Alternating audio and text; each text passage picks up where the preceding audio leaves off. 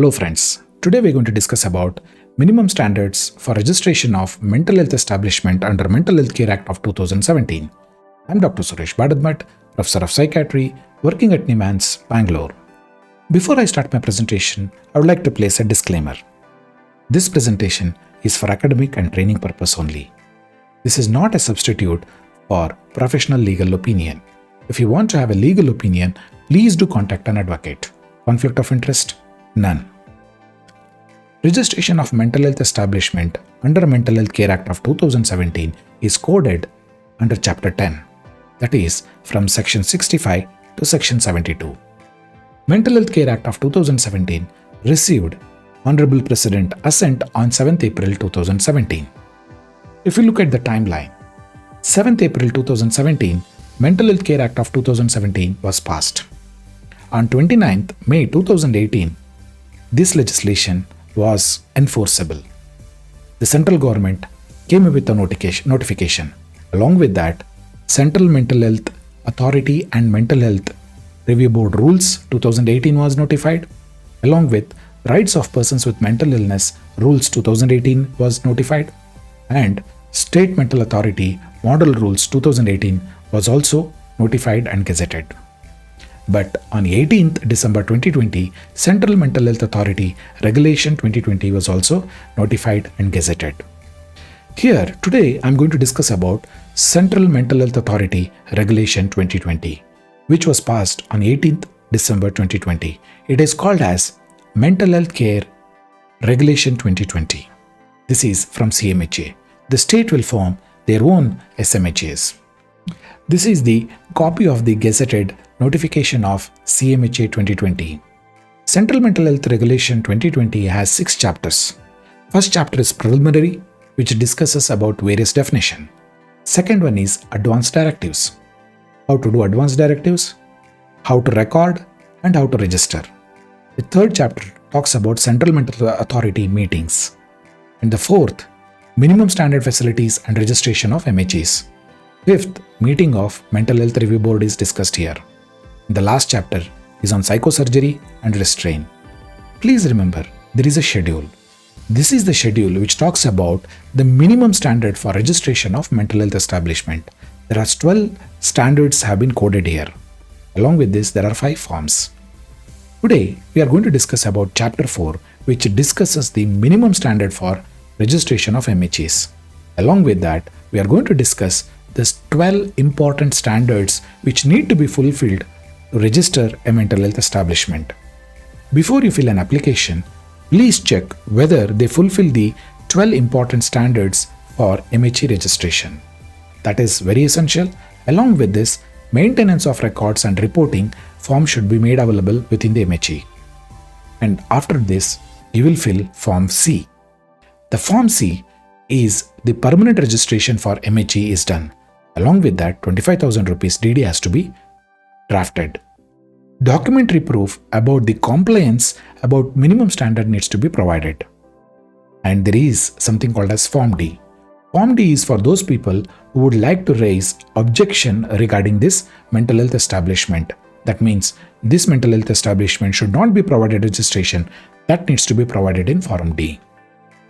Let's move to understand how the permanent registration is done. The permanent registration to be done, Form C need to be fulfilled. The Form C looks like this. The Form C clearly talks about the registration is provided in the name of the establishment. Postal address, which category you are applying needs to be mentioned. Along with that, number of beds, and if there are any past or current registration number is available, and a copy of that certificate has to be provided. Along with that, if that establishment is already registered under Clinical Establishment Act, or else Right to Persons with Disability Act registration is there, those copies need to be provided. Along with this, what are the services provided under item number 7? Number of staff available, that is item number 8. The declaration, confirmation, and the request has to be placed in this Form C. Along with the Form C, you need to provide 25,000 rupees demand draft, which is drawn in the favor of the chairperson of the Mental Health Authority. Let's discuss the schedule. This schedule we are going to discuss about the minimum standard for registration of mental health establishment. There are 12 standards. Let's discuss about these each standards. The standard one discusses about premises. Premises will be with a pakka structure. Wire meshes for doors and windows to prevent deliberate self-harm attempts and also suicidal attempt. Sufficient illumination and natural light should be made available. Sufficient illumination after sunset for reading and other purposes should be provided. A lift with power backup for building with more than 4 floors is a must. Illuminated passages leading to the toilet and emergency exit is a requirement. Power backup is essential. Periodic maintenance of mental health establishment has to be done. Heaters and coolers subject to safety and health requirement of the persons with mental illness to be done. Coming to the standard 2. The living conditions shall be comfortable with separate cots, mattresses, pillows and blanket for each patient.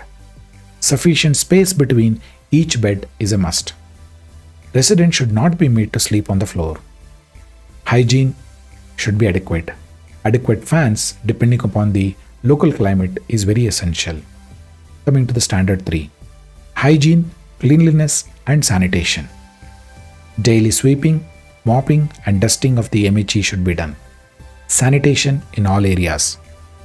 Toilets should be in adequate numbers, separate for male and separate for female. Disposal facility for sanitary napkins and also cleaning for disinfectant should be made available. Adequate availability of water. Periodic fumigation and pest control is a must. Cleaning and changing the linen regularly is a must. Laundry services should be made available in the MHE. Adequate arrangement for safe disposal of biomedical waste is a must. Coming to the standard 4, which discusses about food and potable drinking water. Food should be served in a respectable manner. It should be hygienic, nutritious and in frequent interval. Special diet for special population. Dietitian should prepare the meal charts to meet the special requirements of the persons with mental illness. Cooks mandatory checkup for periodically for their health, and they should wear apron, masks and headgears when they are preparing food and also when they are serving food. Coming to the standard 5. Facility for social, cultural, leisure and recreational activities. Entertainment program should be made available for the persons with mental illness in a MHE. Excursion for inpatient should be made available.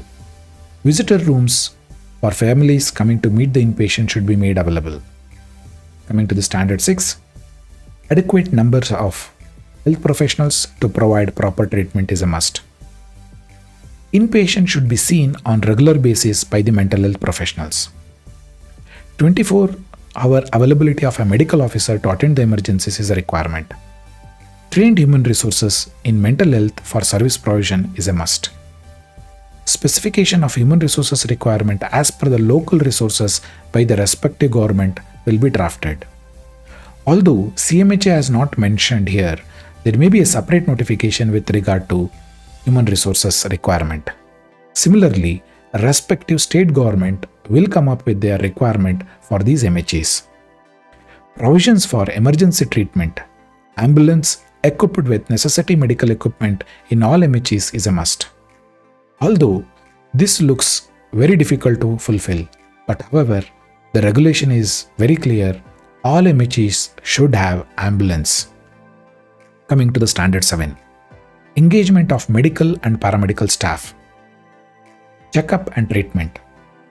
Regular visit by a qualified medical practitioner as per the norms prepared by the appropriate government should be made available. Engagement of nurses. In accordance with the norms set by Indian Nursing Council, the nurses should be hired to take care of the persons with mental illness. Multipurpose workers. 1 for every 10 bed should be made available and employed in the MHA, and also they should be trained before induction into the employment how to take care of a persons with mental illness to be trained. Coming to the standard 8. Adequate floor spaces of the premises. Separate ward for male and female. Adequate space between beds. Ward bed and surrounding space at least 1 meter space should be available across each bed. Adequate dimensions to safe evacuation in case of emergency should be provided. Common room for television, newspapers, indoor games, and chair should be in the ratio of 1:4 should be provided.